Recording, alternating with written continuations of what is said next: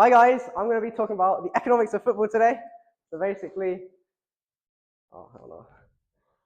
there's two main parts of the economics of football, and it's the club's revenue and cost, and transfers.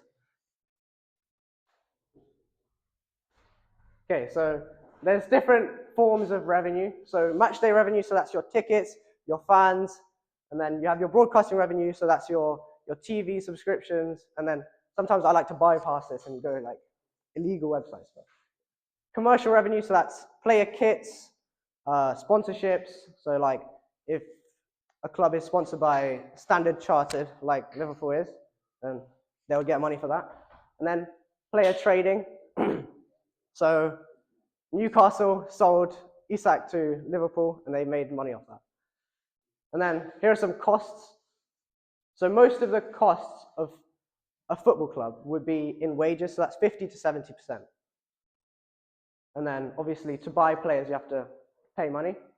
Stadium and infrastructure is like a big part of the club's spending because they need to make it a good experience for those coming to the stadium. And then academy and scouting, probably the lowest because it's almost free. They just need to go to matches, look at how good a player is, and just add them to the academy. So how much revenue does a club make? So a Premier League club earns £100 million from TV alone. So the biggest revenue for a club this year, well last season, was Real Madrid with 1.2 billion. So if we look at TV, it's only 10% of the total earnings for a big club like Real Madrid. And then this trickles down. Championship clubs earn about 10 million from TV, and then it trickles down. And then that's why relegation is bad for a club, because they have decreased cash flow, decreased recognition, etc. So transfers. What do transfers represent? So it's the player's remaining contract. So for example, Raheem Sterling had a contract with Chelsea until 2027, I believe, so next year, but he got released early. His future potential was very limited because he wasn't being played by the manager, and he fell out of favor with the Chelsea squad, the Chelsea system. And the opportunity cost of losing a player like Sterling was very low, so he got released earlier than his contract ended. And then market demand for that type of player. So Sterling's a winger who hasn't played that much in the last few seasons. So his demand for his capabilities will be rather limited. So as you've seen in the news, there's been quite a few £100 million signings in the last few years. So Rice, Caicedo, Enzo Fernandez, those kind of players. And prior to the last like 5-10 years, you wouldn't have seen that many £100 million signings. So we can see that the curve for time against transfer price is increasing. And this happens due to the increasing demand of football clubs and limited supply of technically gifted players. And then large transactions set a benchmark. So if Enzo Fernandez is bought for 110 million, another player like him would expect to be sold for that amount. And then the next point is wages versus transfers. So a free transfer isn't actually free for a club.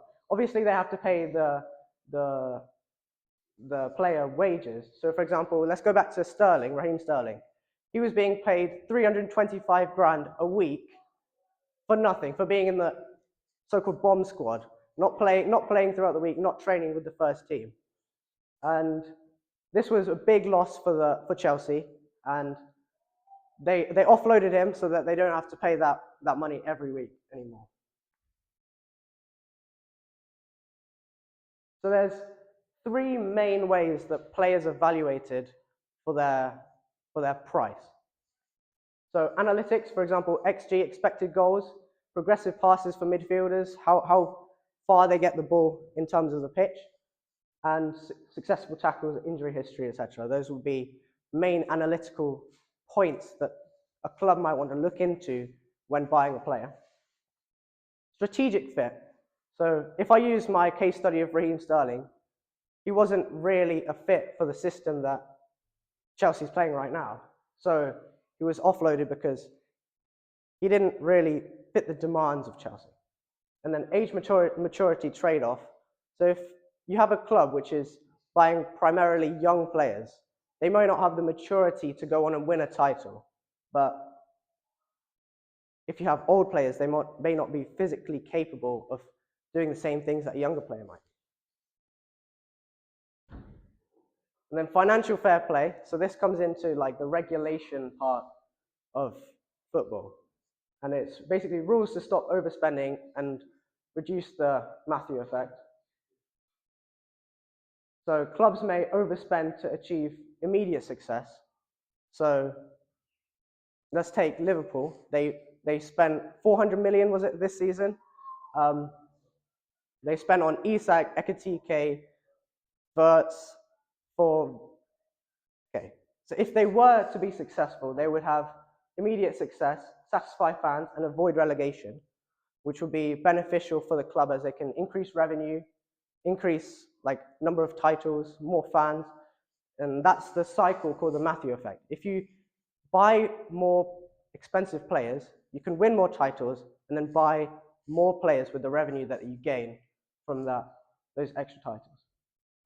So clubs get around this by amortization, long contracts, and selling academy players. So basically, amortization is spreading the value of a player over multiple years. So instead of having a 1-year contract, they have a 5-year contract worth the same amount. So it's looked at as a smaller amount each year. So it doesn't look as bad on the accounting. And then long contracts is similar to what I just said. And then selling academy players will be fully profit because they haven't bought the player. They've signed it up through the youth academy. And this also extends to other things like multiple club ownerships. So Chelsea are owned by Blueco, as well as Strasbourg being owned by Blueco. So UEFA has stopped like clubs with the same ownership being put in the same like leagues or championships or trophies, because one team might throw a certain match to get an easier matchup for the other team. So essentially, it's how do they get around this? How do they gain more profit, I guess? And then, yeah, that's what I have. Thank you. Any questions? Yes. So with the big spending to get immediate satisfaction, Liverpool are sixth in the Premier League. So where's that immediate satisfaction coming from? I feel like the system that they play is not fit for those certain players. So Wirtz, he's not physical enough to play in the Premier League, I would say. So maybe that's not a reason that the big spending would affect the immediate success. I think it's the system that they play. Yeah. So why do you think a club like Man United has spent a lot of money on like Harry Maguire, Anthony, James, and I feel like it's prospects. So it's what Chelsea are doing right now with Blueco. They're looking at prospects, future potential, and seeing if they can fulfill that with the system that they have. So they've bought Anthony and Jadon Sancho because they believe that they would improve in the future and play well for them.